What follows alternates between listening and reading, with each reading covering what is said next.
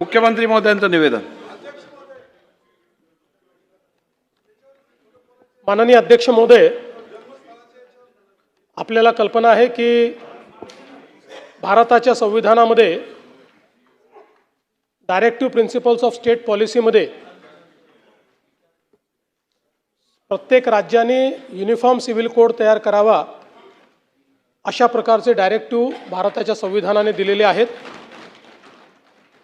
आणि त्यानुसार 2026च्या अर्थसंकल्पीय अधिवेशनात समान नागरी कायद्याच्या अंमलबजावणीसाठी तो तयार करण्यासाठी समिती गठीत करण्यात येईल अशी मी घोषणा केली होती.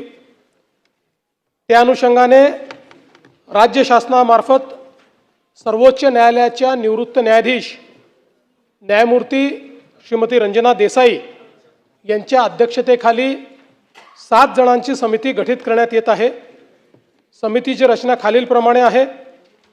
न्यायमूर्ती रंजना देसाई, माजी न्यायाधीश माननीय सर्वोच्च न्यायालय, न्यायमूर्ती RC चव्हाण, माजी न्यायाधीश माननीय उच्च न्यायालय मुंबई, न्यायमूर्ती SG मेहरे, माजी न्यायाधीश माननीय उच्च न्यायालय मुंबई, श्री DK जैन, माजी मुख्य सचिव महाराष्ट्र राज्य, ॲडव्होकेट बिरेंद्र सराफ, माजी महाअधिवक्ता महाराष्ट्र राज्य, श्री रमेश पतंगे, पद्मश्री आणि संविधानाचे अभ्यासक, डॉक्टर सुवर्णा रावल, शिक्षण तज्ज्ञ आणि सामाजिक कार्यकर्त्या, अशा 7 जणांची समिती या ठिकाणी ही गठीत करण्यात येते आहे आणि साधारणपणे पुढच्या 6 महिन्यामध्ये या समितीने आपला अहवाल द्यावा असं अपेक्षित आहे.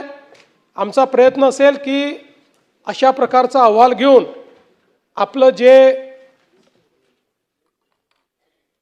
नागपूरचं अधिवेशन आहे, शीतकालीन अधिवेशन, या अधिवेशनामध्ये हा कायदा या ठिकाणी दोन्ही सभागृहापुढे आणावा अशा प्रकारचा प्रयत्न आम्ही करणार आहोत.